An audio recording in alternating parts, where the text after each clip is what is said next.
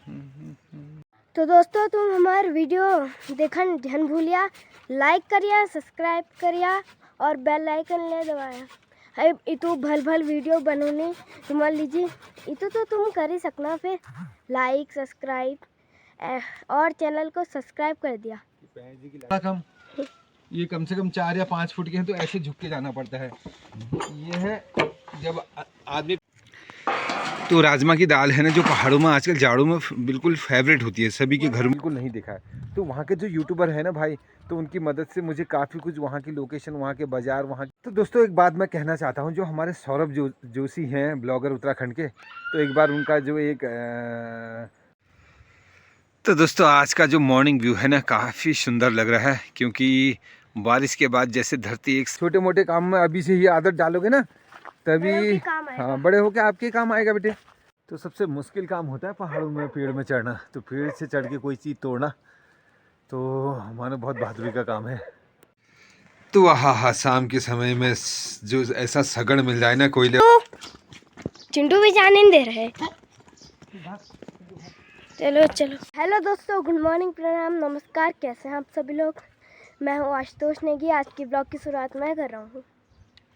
अब हम अपनी बकरियों को चराने लाए हैं सुबह के 8 बजे। यहाँ पर धूप भी सिखाने लाए हैं। ये देखिए यहाँ पर हमारी बकरियाँ घास चर रही हैं और साथ ही साथ धूप भी सेक रही हैं। और यहाँ पर पापा, चिराग दस सब लोग हैं। बंद कर दे। तो दोस्तों जो हमारे चैनल छो सुरेश नेगी पहाड़ वाले, मैं ओनर चैनल छो और मैं को लाइक करिया, वीडियो सब्सक्राइब करिया कि मेरे पापा बहुत मेहनत करनी, पैसे थोड़ी लगनी पे लाइक करिया, सब्सक्राइब करिया। हम तुम्हें के बहुत ढेर सारा प्यार दें। आपको आज लगता है कि बारिश आएगी? आज बारिश आने के चांसेस तो कम लग रहे हैं, क्योंकि मैं तो सुबह सुबह नहा धो के आ गया हूँ।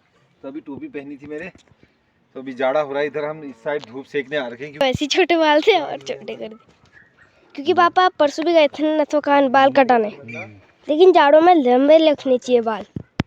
तो दोस्तों जैसा कि मैंने कल बताया था कि कल बर्फबारी हो जाएगी, तो मैं आपको वीडियो से दीदार कराऊंगा, बट ऐसा नहीं हुआ। एकदम अपोजिट हो गया आज का वेदर। तो आज के वेदर की बात करें तो एकदम से खुला खुला लग रहा है और धूप आ रखी है। अच्छा हो गया मौसम, ओवर है, बहुत प्यारा लग रहा है।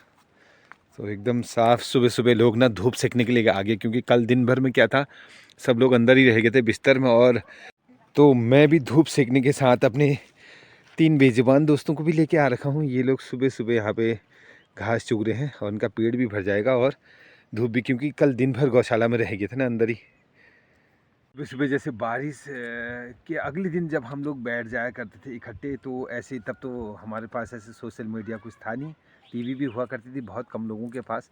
तो ऐसे ही आपस में गैस किया करते थे कि यार वहाँ यूँ पड़ गयो हनोल, वहाँ पिथौरागढ़ में यूँ पड़ गयो हनोल, मुक्तेश्वर में यूँ पड़ गो, खपराड़ में यूँ पड़ गो। ऐसी अपना अनुमान लगाते थे। तो बाद में जब जाते थे तभी दिखता था। तो फ़ोन और कुछ साधन तो नहीं था, तो ऐसी गैस या फिर जब वहाँ पे जाते थे तभी पता चलता था। लेकिन आज तो आपको सोशल मीडिया के थ्रू अगर बारिश की छींटे भी पड़ रहे हैं तो स्टार्ट हो जाते हैं लोग लाइव वीडियो, और सारा कुछ फेसबुक में मिल जाता है सारा मटेरियल।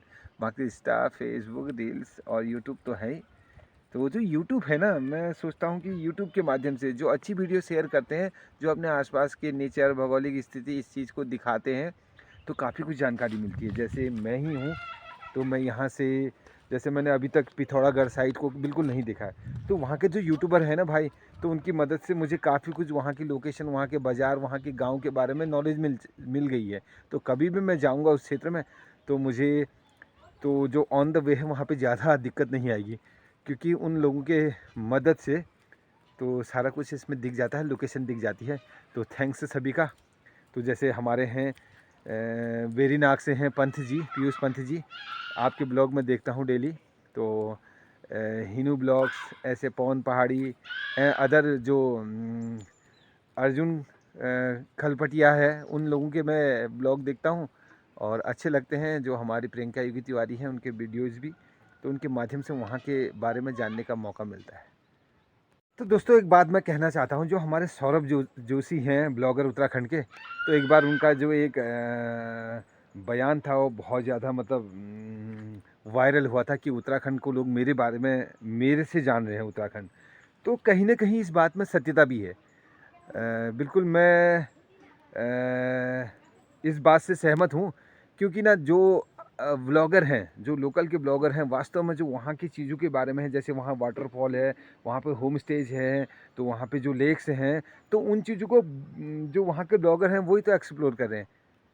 नहीं तो आज मुझे पता ही नहीं है कि पिथौरागढ़ में बिरथी फॉल कहाँ पर है, और ये वेरी नाग में जो नाग देवता का मंदिर है वो कहाँ पर है, और जो हमारे प्रियंका योगी जी तिवारी जी जो दिखाती हैं वो चीज़ें कहाँ पर है।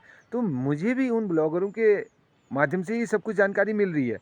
तो जैसे कि मेरे ब्लॉग से देखते हैं आप यहाँ लोकल की जानकारी, तो ये कहना तो उचित नहीं होगा कि नैनीताल को मेरे नाम से जानने, बट फिर भी मैं कहीं ना कहीं ये ब्लॉगरों की बहुत कि जो ये जितने भी ब्लॉगर्स हैं जो अपनी लोकल को एक्सप्लोर कर रहे हैं, तो वास्तव में वो लोकेलिटी जो है ना, हम उन्हीं के माध्यम से जान रहे हैं। तो इस सौरभ जोशी का बयान एकदम बिल्कुल गलत नहीं था। लोग, क्योंकि होता ही है जब आसमान छूते हैं तो उनको पैर पीछे से खींचने की कोशिश करते हैं। आज सौरभ जोशी जो बुलंदियों को छू रहे हैं, तो लोग कहीं ना कहीं एक ज्वेलसी की भावना जो रहती है, बिल्कुल वो तो कामयाबी के शिखर पर हैं। तो आप कुछ भी कर लें, कुछ भी कहें, तो गलत कमेंट से किसी को कोई नुकसान होने वाला नहीं है। तो और जितने भी अगर इस वीडियो को वायरल करेंगे आप सौरभ जोशी को, उनकी तो टीआरपी है वो बढ़ने वाली है, क्योंकि अधिक से अधिक लोग देखेंगे कि सौरभ जोशी ने आखिर कह गया दिया। तो मेरे हिसाब से तो बिल्कुल सही कहा। वास्तव में जो उत्तराखंड की जगह है उन्होंने एक्सप्लोर की थी, और भी प्रियंका योगी तिवारी जी हैं जो हिनू ब्लॉग से हैं, तो सभी लोग अपने अपने जगह को एक्सप्लोर कर रहे हैं, तो उनके माध्यम से ही तो हम जान रहे हैं। तो अगर कितने लोग इस बात से सहमत हैं तो बताइएगा, क्योंकि जो यूट्यूब है ना, यूट्यूब के माध्यम से लोग अपनी अपनी जगहों को शेयर, अपना खान पान, अपना कल्चर को तो शेयर कर रहे हैं। तो उन कल्चर और उन गांव की जो रीति रिवाज हैं किसके माध्यम से जान रहे हैं? हम यूट्यूबर के माध्यम से तो जान रहे हैं। तो इसलिए सौरभ जोशी का जो बयान है ना, बिल्कुल सही है।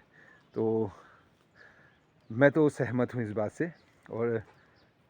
और सभी जो यूट्यूबर हैं उनका भी थैंक्स, जो अपनी अपनी जगहों के बारे में दिखाते हैं, ताकि हम कहीं भी कभी भी उस क्षेत्र में जाए ना, तो हमें ज़्यादा दिक्कत नहीं आएगी, क्योंकि हमने यूट्यूब उनके वीडियोज़ के माध्यम से देखा है ये जगह कहाँ पर है, ये रोड कहाँ पर जाती है, तो कहाँ से कौन से मंदिर को जाना है, तो सारे जो रास्ते हैं तो उनके ब्लॉगों के माध्यम से हम लोग देखते हैं।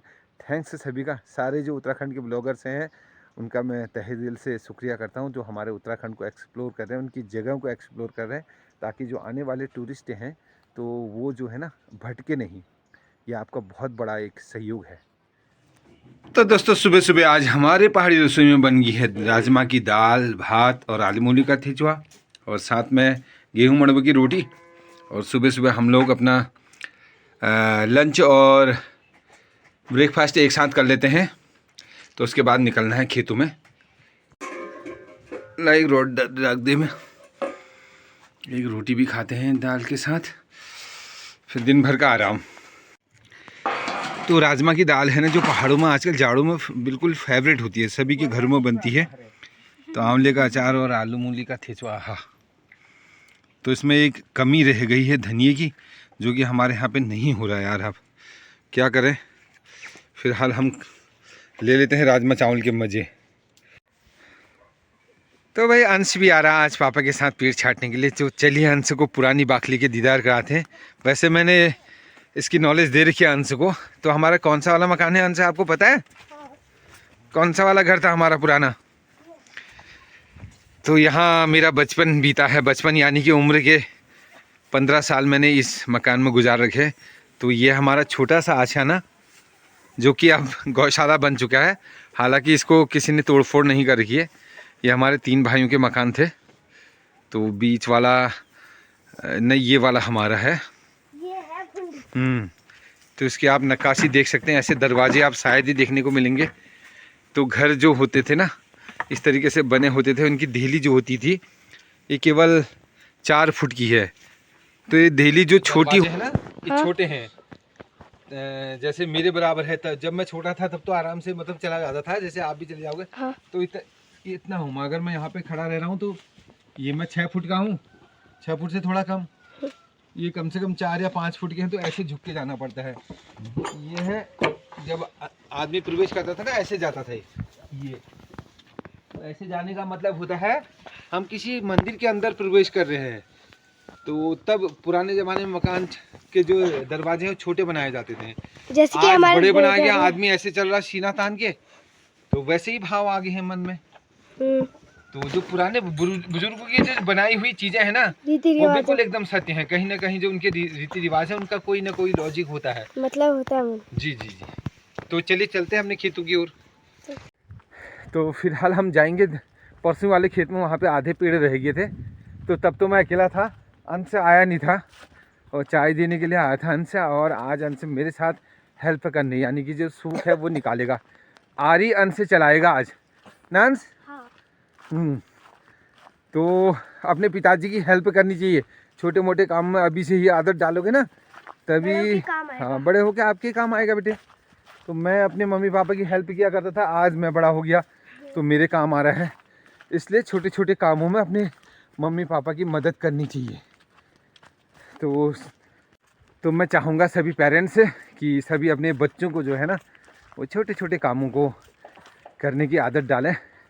तो आजकल ये हो जाता है, अरे ये छोटा बच्चा है, ये तो उठे वो भी नहीं कर पाता, ये गिलास बर्तन भी नहीं उठाता है, तो अपने हाथ से कुछ कर ही नहीं पाता है। सब इसके कपड़े मुझे धोने पड़ते हैं, खाना बनाना पड़ता है। अगर वो 10 साल का बच्चा हो गया ना, उसको सिखाओ, रोटियां बेलना सिखाओ, सब्जी काटना, लगाना नहीं भी आता तो सब्जी काटना सिखा दो उसको। और छोटे मोटे अपने अंडरगारमेंट से धो सकता है, बड़े कपड़े नहीं। तो जो खेती हर किसान हैं लोग हैं, छोटे छोटे कामों में मदद लो उनकी। तो इससे जो होता है बच्चा परिपक्व होता है। ठीक है, एक मतलब दृढ़ प्रतिज्ञ डिटर्मिनेशन होना चाहिए आप लोगों का कि बच्चे को ये सिखाना है। तो आजकल बच्चे हमने वैसी पंगो बना रखे हैं, अरे हमारे नंतिना क्या लिया सुने ना उसे उन्हें ना यश नहीं कर सका, तुम बिगाड़ना चाह अपने नंतिनों को। नंतिन नहीं बिगड़ है और कुनी भी हमारे नंतिन बिगड़ गई। बहुओं के इंटर पास कर पे वहाँ जानी वो पिछड़ पे शैनी ले जाना, फिर मैसल ले जाना से ईजर ले जाने से, अरे उखाल खाना नहीं बढ़ाई तो कुछ सीखो ना तुम। तो नौमत नहीं हूँ तुम उदगड़ पुछड़ बढ़ने की। तो अपन नंतिना की सिखाओ और डांट डपट लगाओ उनको बकाई। फिर नियति ऊपर से, नियति के ऊपर है, जैसा कि आप बता जिसने बिगाड़ना है बिगड़ेगा ही, लेकिन जो अपनी करनी है ना वो तो करनी है। बिल्कुल अपने कर्तव्य का पालन करो, अपनी जो भूमिका है उसको निभाओ, सिखाओ बच्चों को। पापा ओ कतू टाइम लगवाल? आज लागो यार, चला 3-4 पीड़ ऐसे तो भूख जैस लगने यार। भूख जैसे ना भूखा होने पे रहता खेले चला खेले को मैं। तुम तो खेबे रहे छा भात दाल रोटी। तुम लोग तो खा को मैं नहीं गए। अब मेरे छाल पड़े हैं, मैं क्या कर सकता हूँ पे? अब मेरी गलती थोड़ी से। दूध भात खेली ने तू? अब मेरा मन नहीं करना यार, भूख लग रहा है, मन नहीं करना। क्या करूँ पे अब मैं? सब चीज तेरा हाथ कैसी आ जा लियो बता। ये तो छू हैं? ये लो तो छुपे है यार। सब चीज तेरा हाथ कैसे आ जा यार, खान तो आप खाई नहीं आए। होए जन्नू पर फिर ढूंढ ढूंढ बवाल है ना, फिर यहीं उन पड़ल हमको आज फाइनल कर दूँ खेत का। जा फोन करो, है जा फोन करो पानी हर। तो दोस्तों जब गोबर की खाद हमने कल निकाल रखी थी, तो आज हमने ये यहाँ पे थोड़ा सा गड्ढी लगा रखी है। गड्ढी के ऊपर ईजा ने फिजवा दिया ये, और थोड़ा जो नर्सरी है नर्सरी के ऊपर भी खाद फिजाव रखी है, और यहाँ भी फिजा दे रखी है। यहाँ पर भी गडरी पिनालू वगैरह लगा रखे हैं अगले साल के लिए, क्योंकि गडरी और पिनालू ऐसी फसल है जिसको नीचे से तो गहरी गूल में डाल देते हैं, उसके ऊपर से हम दूसरी फसल भी ले सकते हैं। ये चिंटू नर्सरी तोड़ल सा हो। तो जो पेड़ है ना उनके लिए खाद तो बहुत ज़रूरी है, बिल्कुल नेसेसरी है, बिल्कुल एकदम।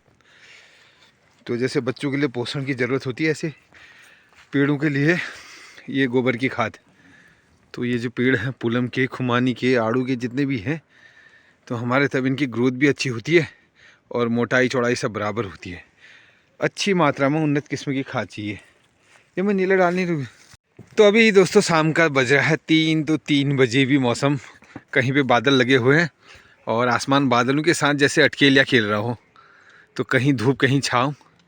तो बहुत प्यारा मौसम लग रहा है, जाड़ा भी हो रहा है और थोड़ा बहुत गर्मी का एहसास भी। फ़िलहाल जो आज 29 दिसंबर है, तो आज के मौसम की अपडेट ये रही। देख सकते हैं आप पहाड़ों में खूबसूरत सा मौसम मन को लुभा रहा है अपनी ओर। तो पर्यटकों के लिए गुलजार ये नगरी तैयार है 31 के लिए। तो जगह जगह ज़्यादा जो होम स्टेज बने हैं यहाँ पे जो है ना लाइटिंग हो गई है, तो शाम को दिखता है काफ़ी अच्छा। मुक्तेश्वर, नथवा खान, इधर शीतला, तो सामने बड़ेत, जहाँ जहाँ होम स्टेज बने हुए हैं तो सब एकदम मतलब वेल डेकोरेट हो गए सभी। तो दोस्तों यहाँ जो है ना, जो पहाड़ी सीमी बोलते हैं, तो इतने ऊपर है। ईजा बोल रही इसको तोड़ के लेके आना है। तो ये पेड़ बड़ा है, मुझे यहाँ से चढ़ना पड़ेगा, क्योंकि जब बेल खींची थी नीचे वाली तो निकल गई थी, और उस सामने वाले पेड़ में भी इधर ये भी है। तो मैं कोशिश करता हूँ यहाँ से चढ़ने की। तो मैं चढ़ गया हूँ पेड़ में, कुछ तो तोड़ के मैंने नीचे डाल दी है। अब ये हो रहा मुश्किल यहाँ तक पहुँचना। तो गाइस पेड़ में चढ़ तो गया हूँ मैं, कुछ तो टूट गए नज़दीक वाले, लेकिन जो दूर वाले हैं उनको नहीं तोड़ सकता हूँ। तो ईजा लाएगी वहाँ से लकड़ी एक सामने से, तो लकड़ी की सहायता से इसको तोड़ पाऊँगा। तो एक डाल लगभग हो जाएगी यार ये बड़े बड़े पेड़ों से। और गिर भी गया था, मैंने सवाल लिया अपने आप को। हाँ, दावा खातिर रहा, हाथ खुद टूट जाती। इसको बीन लेते हैं। ये देखो दोस्तों, रहे से लगुले से ना एक डाल पूरी निकल गई है। और सीमी का कुरकुट भी हमूल कुरकुट ले नहीं खाया बहुत दिन बड़ी इसका। ये देखो रंग बिरंगी दाल ठुलवाई है वो बकराक जहाँ आग ने। यार का आनंद है। फिलहाल हमारे बच्चे ने खा लिया है, ये देखो इसने खा लिया भाई दूध के साथ रोटी। तो इस तरीके से रोटी खाना ना अपने आप में एक अलग ही बात है। तो आज बना रखा है हमने आलू की तरी। तो इसके साथ ये रोटियां जो है ना इस तरीके से रखी हैं, तो बिल्कुल गर्म हो जाएंगी, ये कुड़कुड़ान हो जाती।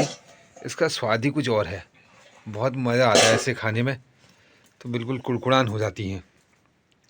तो चलिए हम लेते हैं डिनर का मज़ा। आप भी ट्राई कीजिएगा जो चूल्हे की रोटी खाते हैं ऐसे।